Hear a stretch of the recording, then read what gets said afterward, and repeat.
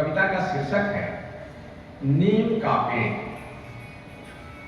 नीम को आप लोग जानते होंगे, नीम पेड़ से आप लोग परिचित हैं, इसलिए कविता समझने में कोई कठिनाई नहीं होगी। दादाजी का लगाया हुआ नीम का पेड़ खंडहर हुए मेरे मकान को अपलक निहार रहा है।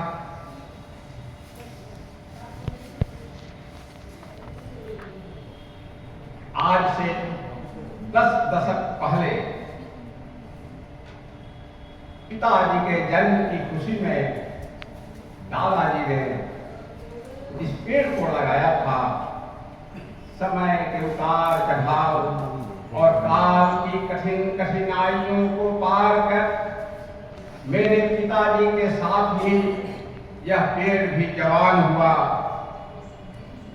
अपनी स्मृतियों को कुरेदते हुए एक रोज इसी पेड़ के नीचे दादी ने मुझे बताया था, रघुवंश के जन्म की खुशी में तेरे दादाजी ने इसे लगाया था। तब यह बेहद कमजोर था, मरियल सा। तेरे बाप की उम्र का यह पेड़ एक रोज विराट आकार धारण करेगा और अतीत की विस्मृतियों को पुनर्जीवित करेगा। ऐसी कल्पना मैंने नहीं की थी, कभी नहीं की थी।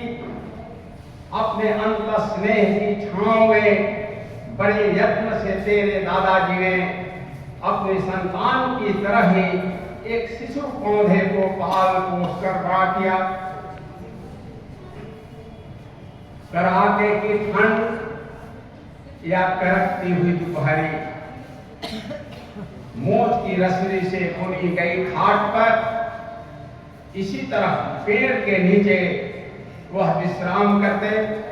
पेड़ की शीतल सुवासित छाया में थके हारे राहगीर और श्रम का दर मजदूर विश्राम करते। परिंदों के कलरव और धवल मंजरी का मोहक सुवास हर कोई को तृप्त कर जाता। तेरे दादाजी ने इसी पेड़ के नीचे अपने जीवन के 100 वसंत परोपकार में गुजार दिए। घर परिवार व गांव जवार में जब भी कोई बीमार पड़ता, इसी नीम के पत्ते से वह लोगों का उपचार करते।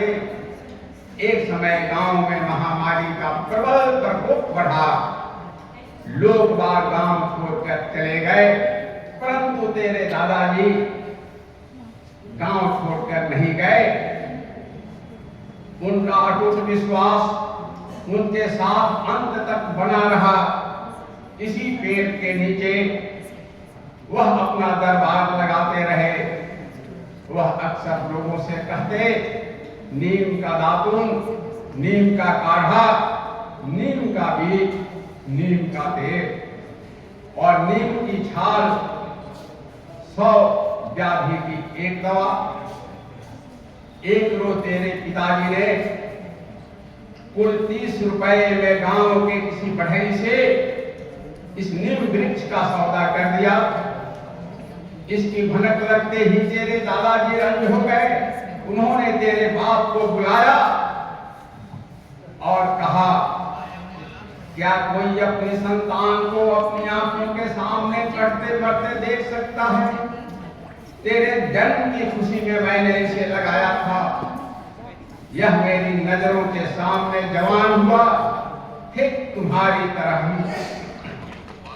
जब तुम हमारे पास नहीं होते हो तब भी यह मेरी खोज रखता है, मुझसे बातें करता है और तुम्हारी उपस्थिति का मुझे हमेशा एहसास कराता है।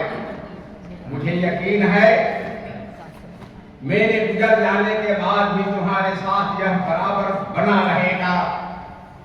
इसने मुझे स्वस्थ जिंदगी दी, परोपकार का पाठ पढ़ाया और एक तुम हो जो इसका सौदा कर रहे हो। रघुवंश, एक बात गांठ बांध लो, मेरे जीते की यह कभी नहीं होगा मेरी मृत्यु के बाद तुम्हारी जो इच्छा हो उसे तुम पूरी कर लेना, किंतु मैं अपनी संतान को अपनी आंखों के सामने, नजरों के सामने कटते बढ़ते नहीं देख सकता।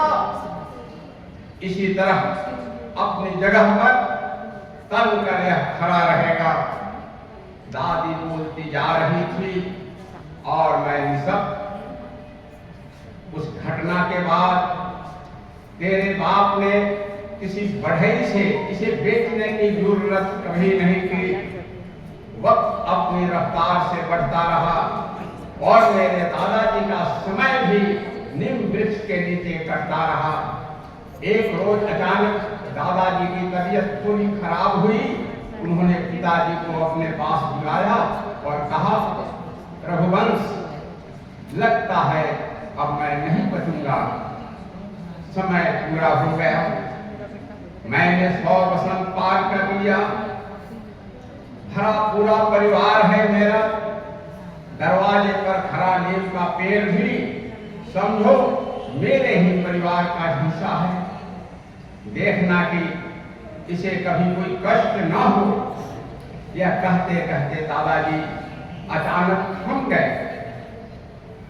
लंबे अंतराल के बाद रघुवंश का वंश आज शहर में आया है, शहर से अपने पैतृक गांव आया है और उसी नीम वृक्ष के छांव में खड़े होकर वह सोच रहा है, एक समय गांव के बढ़ई से दादाजी ने इसे बचाया था, लेकिन अब तो पिताजी भी नहीं रहे। साम्राज्यवाद के दानवों से भला इसे कौन बचाएगा? साम्राज्यवाद के दानवों से भला इसे कौन बचाएगा? आप सभी को बहुत बहुत धन्यवाद।